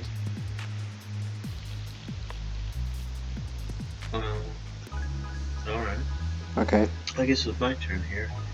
And I've been thinking, because I think I got like 5 decks. I'm not trying to cheat here, but okay, I guess I'll give you my top 5, Kevin. Because I know you always ask me what I'm thinking, what I'm brewing, so here we go. We got Vegix at the top spot, so he's gone, right? Mm-hmm. So I'll give you my next 4. You might be surprised. You ready? Go ahead. Yeah. Alright, so at number 2. Number 2, we got the green Goku from set 10. And hey, Kevin just had. Are you trolling or being for real? No, I'm being very for real. Being very for real. This is Kevin's like, what? Yo, you're a mastermind in the making, but like I think it's like, unless you show me a good list, like oh my god, I need to know what list you're using or whatever you're taking. Okay. Let's hear him out. Okay, Gio, explain to the world why is the green Goku from set 10 number 2? Because just like Vegix, he uses a drop to do a lot of outrageous things. And if you're not careful, like it's a hand destruction deck kind of in a way, and it also takes away your field. Like it takes control of the game, and so if you're really not prepared for it, it could do a lot. And I'm not sure, like, because I have a couple of buddies that they've been playing the deck and they like it, and like we all like the black deck better, but like if we're talking about the set and we're talking about like something like really good, I think it has a shot because of how much it can control the game. And the Bardock Unison's insane. It plays Rebrianate, like it just plays a lot of crazy cards. So it has a chance. You know, and they got that promo Vegeta so it doesn't deck itself out. Like I think they really want us to take advantage of a dropper in the set, and he promotes it. So it's so you also know, play Khalifa in it and not kill your own board. yeah, you can also do that. And then so after him, this is where I'm just like, huh. So after that, I'm gonna give you Invoker, Gohan, and the Shenron Shadow Dragons. This is pretty much where I'm gonna go. I think yellow is gonna be meta. I don't think everybody wants to push Gotenks, and while as good as I think that could be, it feels really underwhelming. The Shadow Dragons deck, even for as slow as it is, it's really powerful if you don't have removal, and it can grind and outgrind people. So like those right now, after that, then you got like Vegito, SS3, Reboot Soul Striker, like Cell Surge, and then you start getting. You know what? I might agree with you on the Sin Shenron if the SCR is a Shadow Dragon. I mean, it could be. We haven't seen that. We haven't gotten a yellow secret rare since Goku Jr. and I don't count multicolored cards, so it's We haven't gotten a what SCR? Sorry? Goku Jr. from set 4, where he's the only yellow secret rare, and I don't count multicolored cards because that it's only 2 colors, not 1. So Hear me out. Right? I'm gonna hit you some Mickey Mouse right here. We're gonna get a red yellow SCR, but it's gonna be locked to Shadow Dragon. I mean, that's fine. And I kind of want it, even though they're not gonna promote multicolor this set, because let's be honest, Unisons are like primarily for single colors. I mean, they didn't promote. There was no multicolor cards here in the promo, so this is all monocolors. Yeah, so that's why I'm like, but like I'm banking on it being red yellow because I want Shadow Dragons to be red yellow or blue yellow. Blue yellow would be amazing. So yeah. So those are my top 5 picks. I think Gohan is still really aggressive in your face. I think he has a place. I think Invoker will be the top tier control deck that people flock to. Oh yeah, I forgot about Invoker. Yeah. What do you think? What do you think of at least maybe Jiren? But I was like, or is just Toppo gonna? Because I forgot Toppo. Maybe I could add Toppo to the list too. The thing is if the Green Goku's meta, then Jiren isn't really good at all because his effect gets overbearing and kills all of Jiren's boards. So like. Okay, so then I guess my list will then be Toppo number 3 and Zamasu in somewhere in the list. I mean, I think I'll just put Toppo and Jiren together for you. I think I'll just say U11 together for you at that point. Yeah, let's wait to see how that goes. I mean, I doubt we'll see Green Goku because I did laugh, but if you pull it off knowing Geo, then yeah, why not? Because you're the only one who sees it more than more players do. Because you turn like a bad deck into a meta deck or something, and that's something. With a few decks that I played. No, yeah, because I always said Geo is the genius in the game, and he should be like always been the top guy. And I feel like people don't see it because they've yet to give him they've seen his full potential, and he has a lot of potential in the game. He has a lot of. You wanna know what I think about Geo? He's like a coach. Coaches don't play. Like he's the one that like he shows what's the best. The thing is that he just doesn't play it for either not having the cards, or it just gets bought out because he told someone and that person is like, oh fuck it, I'm gonna buy everything, and then he can't get it for the prices that he wants. That's true. I feel like he will be the main judge in a major tournament, and it's really gonna be. And I see the more respect that he would tell you straight up, and he wouldn't be like an asshole about it, even in like, excuse me, in like big championship. Asshole I've ever met. no championship tournaments. He'll be on the ball, 100% saying if you can't do that, you can't do that, without like giving an attitude, because he doesn't have that. He doesn't have an attitude. He just be patient and that's it. And if you give him an attitude, then he has the right to be as a judge to give you the restrictions and tell you you're gonna have to leave, and that's it. I'm not gonna deal with that. And he's not gonna sound like a dick about it. He's just gonna tell you straight up, you're being rude. I don't like that, and I'm gonna kick you out. You know, that's what the fairness is. That's what a player should be. That's what a judge should be. That's what a genius should be. This is Yeovani. This is the guy we're talking about, and this is all he is. This is why we do everything. Are you a judge? I was for Score Dragon Ball Z. I mean, I want to apply for this game, but no. You should become a judge. Like I don't know. I feel like places could use someone like you as a judge. I mean, they should pay you, and they should pay you as well. So and plus with you get cards sort of free or something. So it's actually very good. I don't want to name a place. But there was a place that here in a little bit towards North Miami. Where they did some Mickey Mousery, which I don't like when people do Mickey Mousery. For those that don't know what I mean by Mickey Mousery is my what's it called, my PG way of saying fuck shit.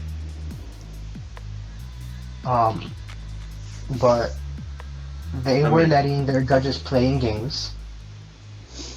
you know, Disney is very, very cheap. You know, that's a good reference. Yeah.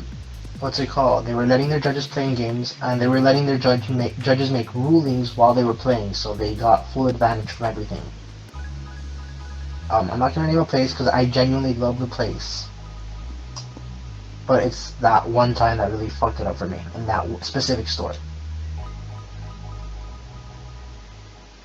Sorry, Well, tangent about judges. I mean, it's fine, but we're gonna transition away from this because here's my special topic. So, I got a great topic. You know, a little discussion since we have Alex here this week. So, I've been seeing and reading that people would be interested if Dragon Ball took what Magic has, and if we had a standard format where only the cards from the sets are legal, and then have a modern format where all these Dropbox, all these issue cards have their own format. It could be expensive like modern is, and then the people that want to play standard or the cards that come from the set, they can play that. So, what do you guys think about that? I've seen that floating around now, and I'm wondering what you guys think. You want my genuine opinion? Yes, without being being rude. Yeah. Yes.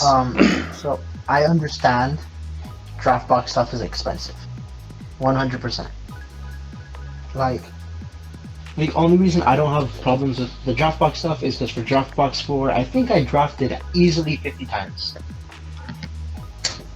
That's without a doubt, because I have 50 of the leader for draft box 4, and I never bought a draft box 4 once.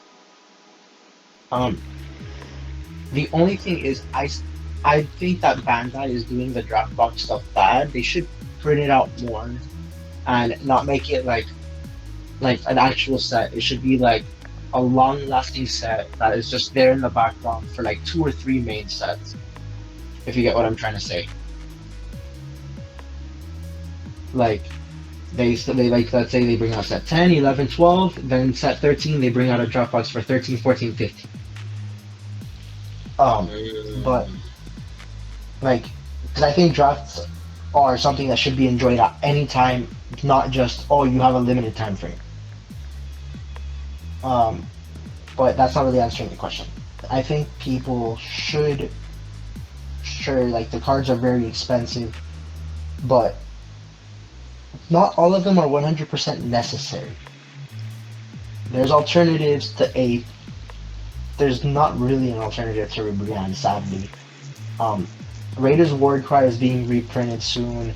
all the dual color rares are being reprinted soon. I think if they do this approach where they just yes, I think they should all like they should get reprints in the anniversary boxes if they're that meta. Like I think the next anniversary box, or if they do any like reprint set, might have Bergamo, Ribrianne, the Kaioken, the U3 stuff. Tagged. I think the only things that shouldn't be really reprinted are the special rarities. Just because, you know, those are like meant for the draft box and draft box alone. But, like, they should make the Walmart version of them. If you get what I'm trying to say.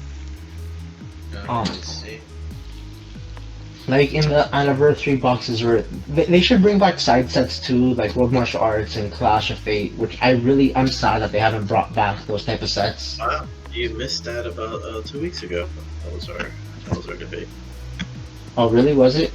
Yeah, I was talking about how we should bring them back and versus because like me, Kevin, Noah were able to get COP products way easier than these draft boxes, and that was like the whole discussion then.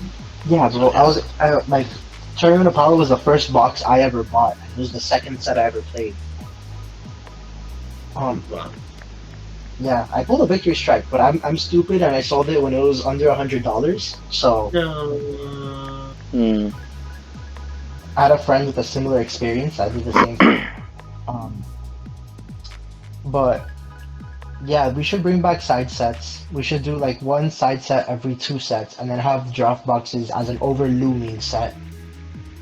But I think draft boxes shouldn't have exclusive cards except for special rarities. Alright.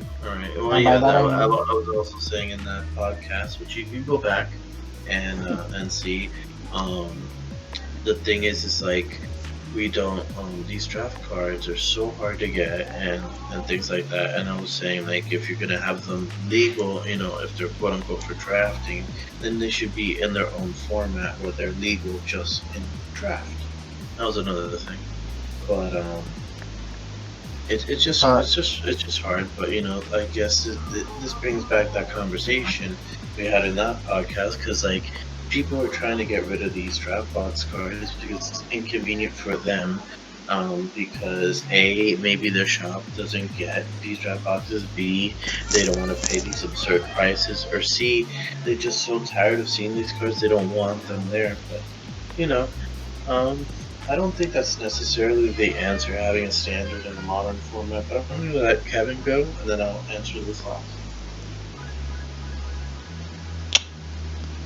So, pretty much just apologies because I want to make sure that I can answer this question very well. Can you like repeat the question in a way I can understand so I can give a proper answer? Oh, yes. So imagine if Yu-Gi-Oh!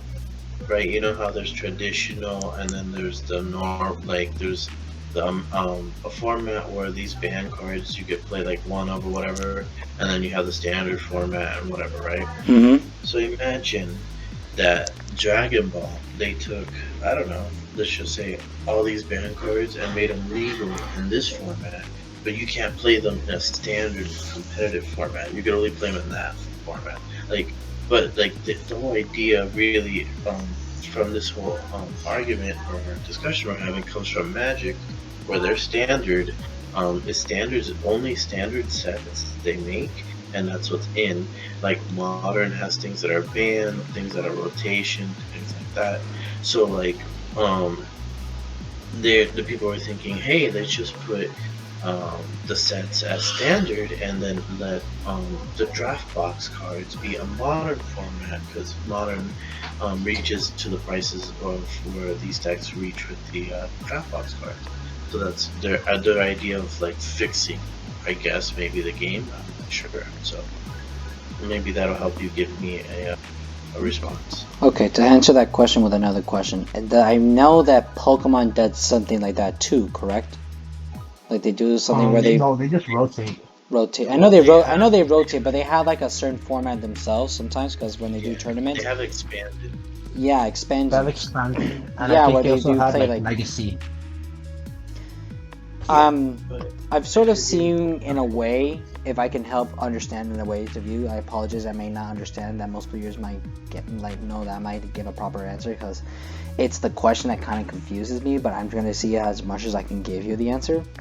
So far, what I can say is, if you see cards like say Flute at 1, I sort of talk about this before, and I'm thinking what could happen when that card ever could be effective with all the cards combined. If every bad card there is and it's at 1, and I could see the game change around. I think it could be a little bad since it's all at 1, but still it's very effective. I remember way before there ever was a ban list for Yu-Gi-Oh!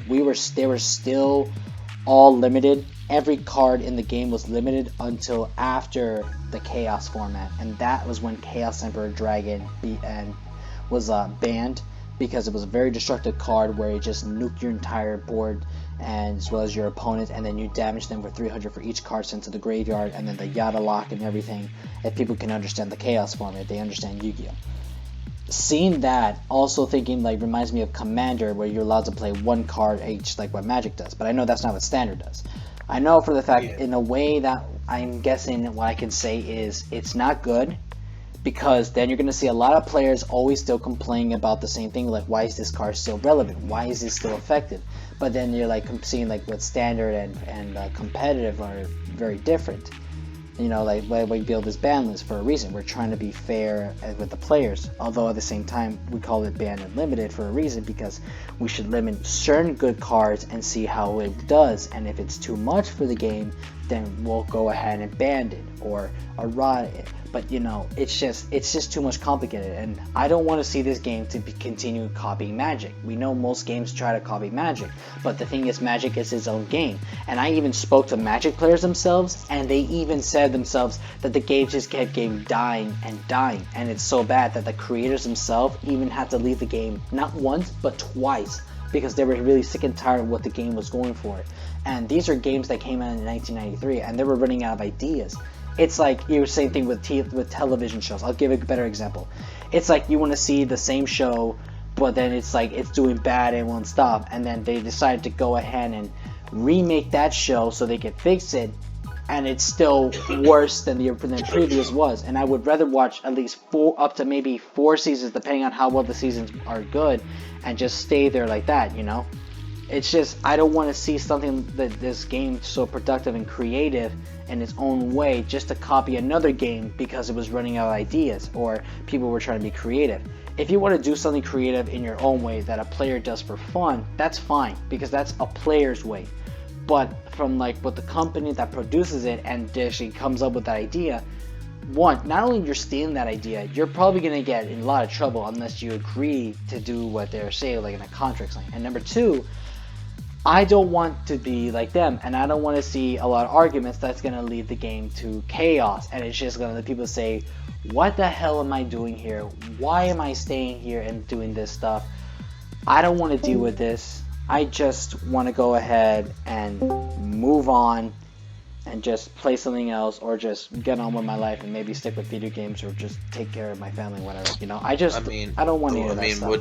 What do you think about them trying to push the draft box cards away into another format type of a thing? So if they can't afford it, don't want to deal with it, whatever. I'm rather go with the idea that you said that we talked about a couple weeks ago. Let's just draft box the way it is, like we did with World Tournament, but better.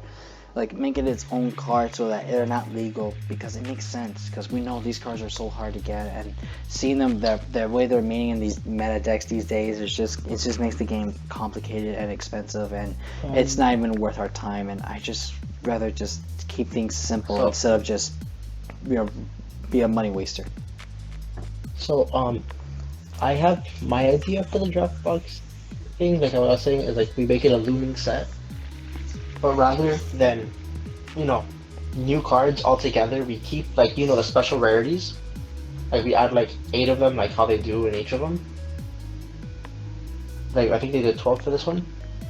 But instead of an anniversary box, it's the last 3 sets compiled into one with like the SRs or whatever being alt arts.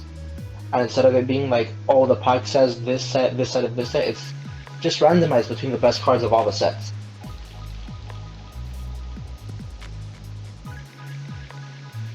That would be cool. And it's just a looming set rather than here you have this set for a month, no more draft after that.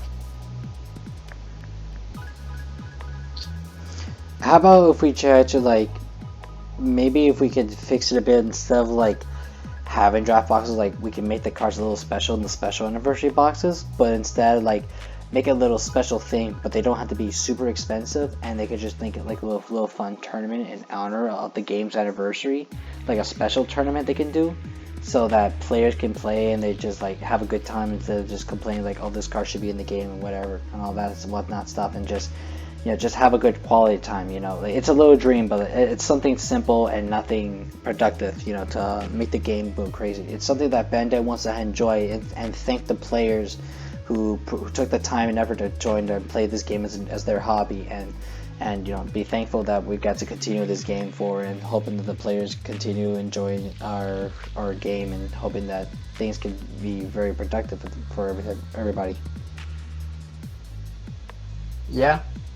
But like, I just think Bandai, like, I'm gonna say it, they're just kind of focusing too much on money.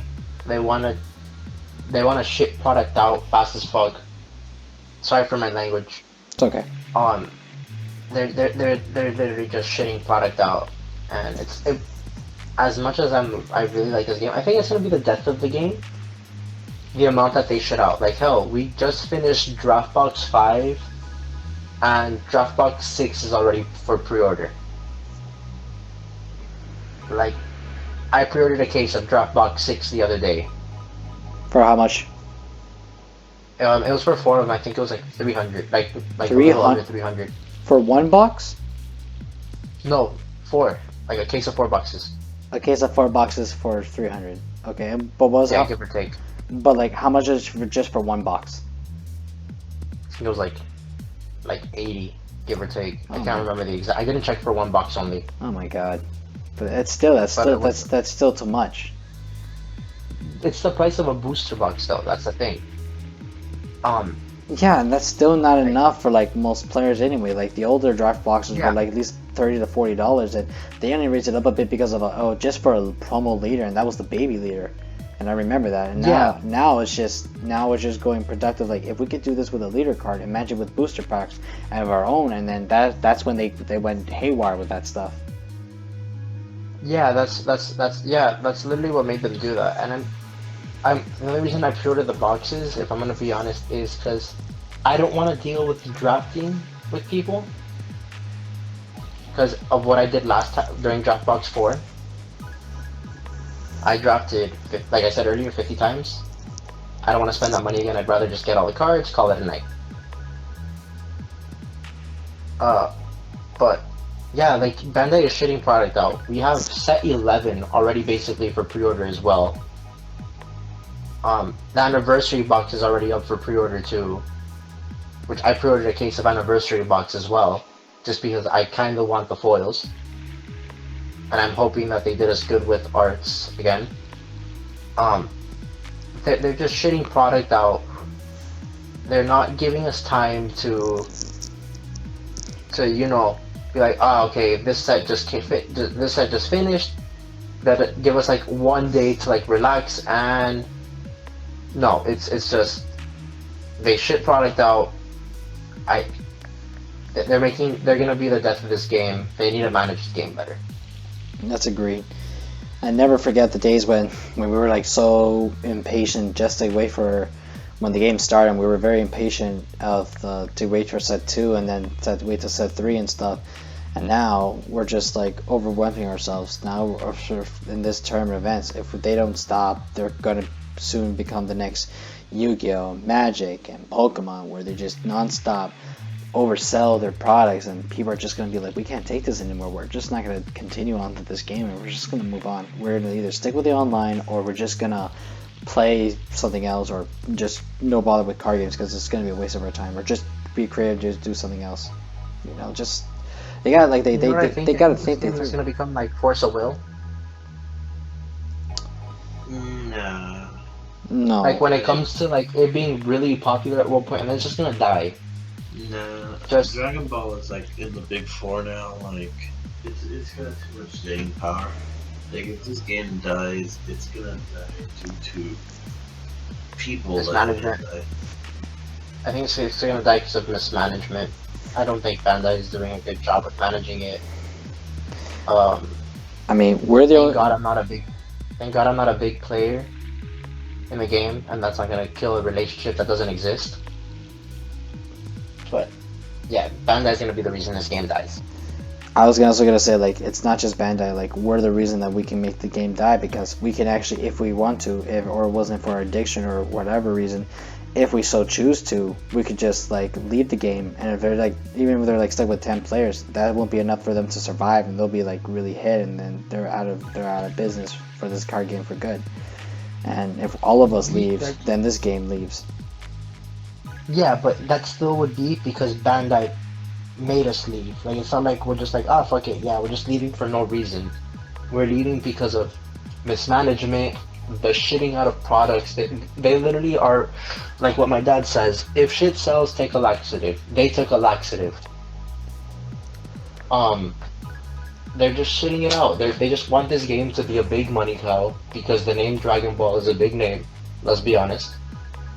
Um and if Dragon Ball dies, I think no one's gonna have that much faith in the Bandai name when it comes to card games.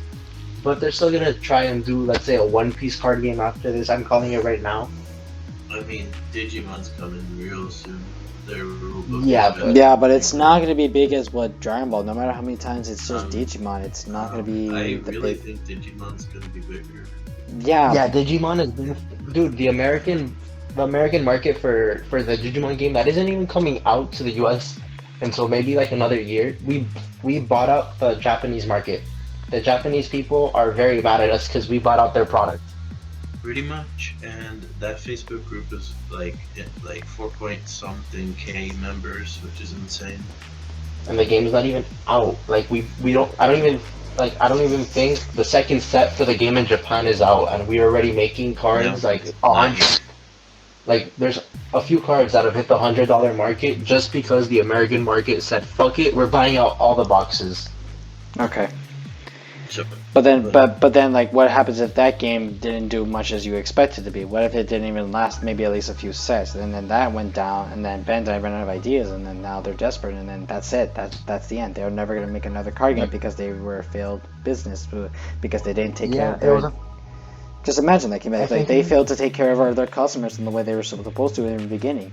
Instead, they just kept screwing with our wallets and just saying screw it. Including when in this situation everyone's in the world right now, and that's that's even released worse. 2 sets during Rona. 2 sets, Draftbox 5 and Set 10, all during this epidemic. I'm gonna be free. I don't think they care about the player base. They just care about the I wallet. mean, Yu-Gi-Oh has made sets too, and so has Magic. That's an unpoint. I mean, we already know Yu-Gi-Oh is a but- lost cause, but we know for the fact they're not gonna die because somehow, in some way, Konami still finds a way to be alive. It's like the WWE and McDonald's and all those other big boy people. They all know how to survive no matter what because they find a solution. Unlike other people who try to be near like them and they can never be like them. Yeah, there's some things that you can like. Magic has its cult that's not gonna die. Yu-Gi-Oh has a cult that's not gonna die. Pokemon It just will has never die. Pokemon just has a community that will never die. That's just I'm leave it a like that. huge Pokemon fan. I literally buy every game. I don't play the card game, but I still buy the cards that I think look nice. I'm gonna be completely honest about that. Yeah, I bought some too the other day. I pulled like 2 Suicune GXs, one like major holo and one regular card. It was, out of in a dollar store, but with that gives you 3 packs in for $1. Like 3 cards in one pack. Sorry. Yeah, I go to the Dollar Tree a lot. And I get us buy cards from there because this is gonna sound like a big move, but I kind of just buy the whole box out. I want to do that too, but I don't want to lose all my money. No, because I already found out the ratios that you're guaranteed. I think it's like 15 or 16 GXs in there. Exactly. So, so you get those, whatever, and then with that, you kind of just, if you don't like some, you can sell them. Let's be honest, the newer sets, they always have GX that sell for like 20, $30, and then the rest is bulk. Exactly. Okay. All right, so let's And go. Pokemon bulk sells for a lot. Yeah. Okay. So let's wrap this up, guys. So let's give our final comments. So far we already talked about the pack cards. We talked about which card decks are very pretty much where we rate them, and now we've already given out our response to this question that it was very important that Gio explained. So I hope that everyone gave out their rights. So any last words for tonight before we sign off, guys? Well, I'll give my I answer need to better. the. I'm gonna give my answer to the final question since I never technically answered it. Yeah, that's I, true. I think the game is far too young to implement any type of standard or modern type of or anything when you take away the black box cards. Yeah, they're not the greatest, and yes, they do them over our heads, but if you build decks yourself and you go and you play test and you do things without just like looking at this online and doing that, you'll be fine because yeah, there may not be a lot of alternatives, but you just make a different route with the deck and pick something somebody's not trying. And you know what? That might be the next meta deck because Buyu 3, Sandy took Corbin's idea, which is a mirror black aggro deck that our buddy transformed. It was a red, yellow, a black that turned to mono black that turned to blue because our buddy Joe took that list and made it mono black, and then Sandy tried to help them, and it turned into this crazy meta deck. So you never know. Which got a card banned. Huh? Oh yeah. Which got a card banned.